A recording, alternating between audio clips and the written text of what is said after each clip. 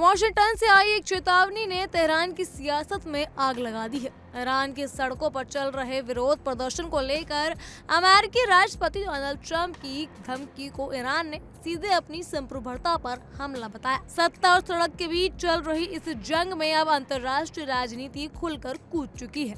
Trump के एक post और तेहरान का एक जवाब और दुनिया के सामने एक बार फिर वही सवाल खड़ा हो गया है, क्या ईरान अमेरिका टकराव एक नई मोड़ पर पहुंच चुका है? ईरान में बीते करीब एक हफ्ते से विरोध प्रदर्शन जारी है। इन प्रदर्शनों को लेकर अमेरिकी राष्ट्रपति डोनाल्ड ट्रंप ने तेहरान को खुली चेतावनी दी थी।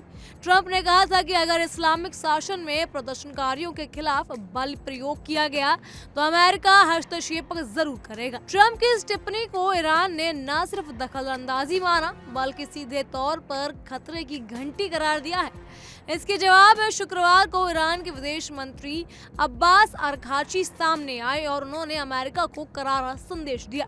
ईरानी विदेश मंत्री अब्बास ने सोशल मीडिया प्लेटफॉर्म एक्स पर ट्रंप की टिप्पणी पर तीखी प्रतिक्रिया दी। उन्होंने साफ कहा कि ईरान अपने अंदरूनी मामलों में किसी भी तरह की विदेशी दखलंदाजी को नहीं बर्दाश्त करेगा और इसकी सख्ती से खारिज किया जाएगा।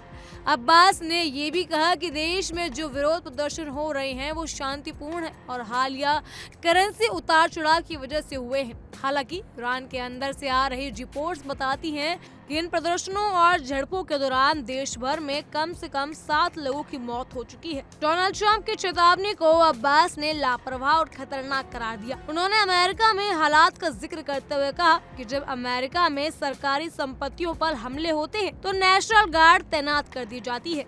ऐसे में अमेरिका को दूसरों की नसीहत देने का कोई हक नहीं बनता। अब्बास ने कहा कि अमेरिकी राष्ट्रपति और अमेरिकी जनता को ये समझना चाहिए कि किसी भी देश की सरकारी संपत्ति पर आपराधिक हमलों को बर्दाश्त नहीं किया जा सकता, लेकिन इसका मतलब ये नहीं कि दूसरे देशों के मामलों में दखल दिया जाए। ईरान के विदेश मंत्री ने साफ तौर पर चेतावनी दी कि ट्रंप का संदेश सिर्फ गैर जिम्मेदाराना नहीं बल्कि पूरे क्षेत्र के लिए खतरनाक है। उन्होंने लिखा कि जैसे पहले भी हुआ है, ईरानी लोग अपने देश में अंदरूनी मामले में किसी भी तरह के विदेशी हस्तक्षेप का खारिज कर देंगे। अब्बास यही नहीं रुके, उन्होंने अमेरिका को सैन्य पलटवार की खुली धमकी देते हुए कहा कि ईरान की सेनाएं पूरी तरह तैयार हैं और अगर देश की संप्रभुता का उल्लंघन किया गया तो उन्हें ठीक से पता है कि कहां निशाना लगना है। ईरान के सख्त रुख ने साफ कर दिया कि तेहरान अब किसी भी दबाव में झुकने को तैयार नहीं है।